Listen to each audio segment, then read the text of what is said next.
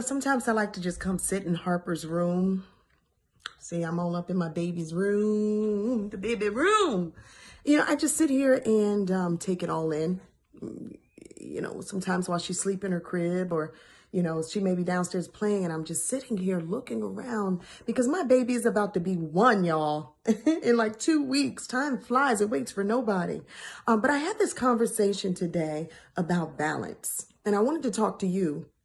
Because so many people, we focus on success. We're so success driven and goal driven here in the United States. And you go to many other countries and they're driven by family, or they driven by quality of life. And we miss out on a lot of that.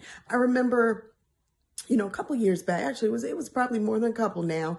But I was a very unhappy person.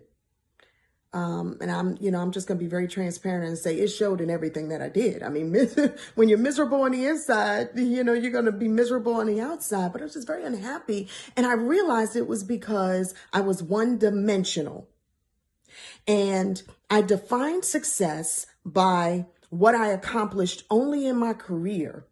Do you know what I'm saying? When success is so many different things. You have housewives who are successful. Why? Because they are balanced and, they're happy. Success to me is not about the amount of dollars that we have in our bank account. Not anymore. At one point, that's what it was for me. It's not anymore. Success is not the amount of followers that you have on social media, the amount of events that you get invited to. Success is joy.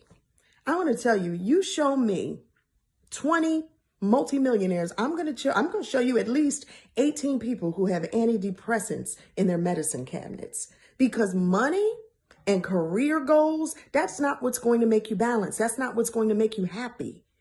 I think about some of the people that I aspire to, and they're not necessarily the same people that at one point in my career I looked up to. These are people to me now who they're multi-layered, multi-tiered. It's like peeling back the onion. The more I get to know them and find out about them, the more I adore them because they're real people having real experiences, living their authentic life.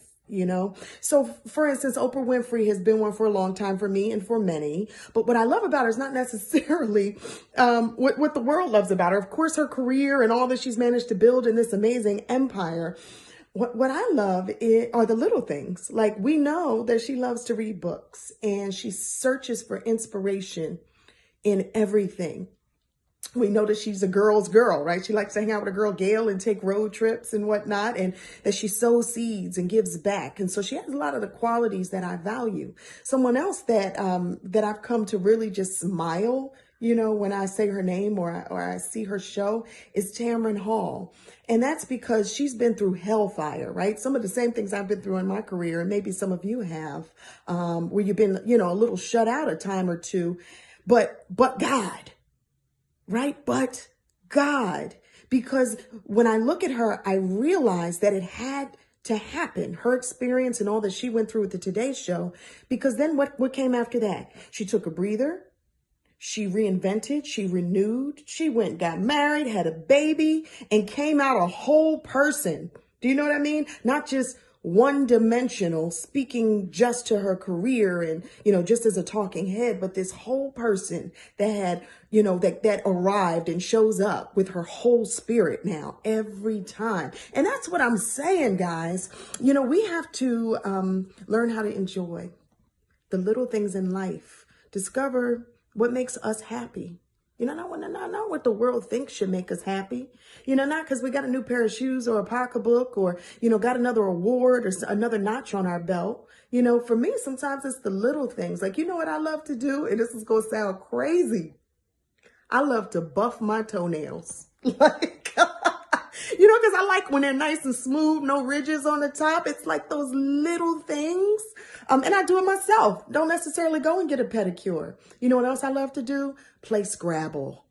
Who else? Are you a wordsmith? I like to play Jenga.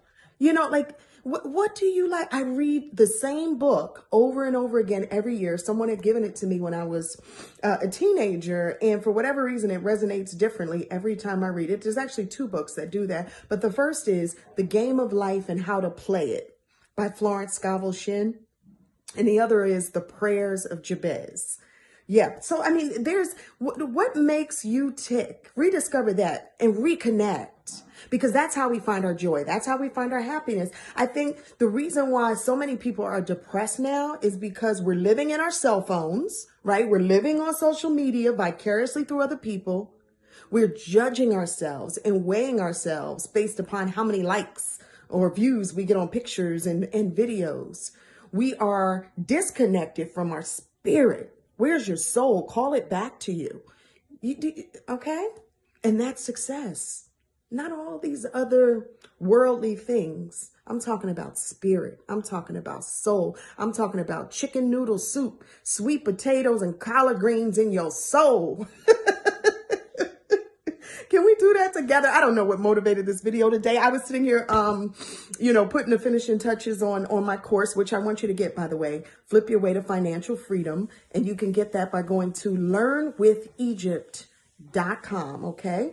I was sitting here putting my finishing touches on that, and I was filled with the spirit of gratitude, not for anything material, not for any one thing, just the spirit of gratitude, of realizing that I finally experienced the shift in my life. You don't get there overnight, and there's no book you can read to make you experience a shift. There's no friend you can talk to. It comes with true life experience. It comes with falling down flat on your face and getting back up. It comes with being close to death.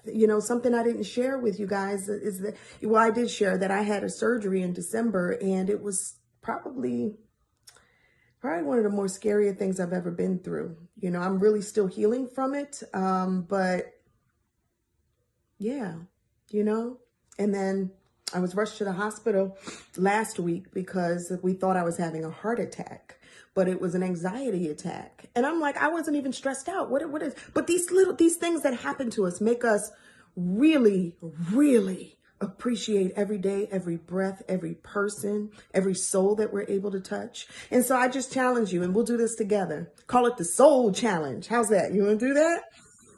Where we just really be conscious of those around us, of ourselves, of where we are in our mental state on a daily basis, so that we don't get lost in the matrix, and then make sure that we are sowing seeds and pouring into what counts. Our health, that counts. Feeding our minds, that counts. Those we love, our children, don't forget them, because time is fleeting. Okay? The soul challenge. Do a little, ooh, ooh. All right, I love you, babies. Make it a great day and be successful, however you define it.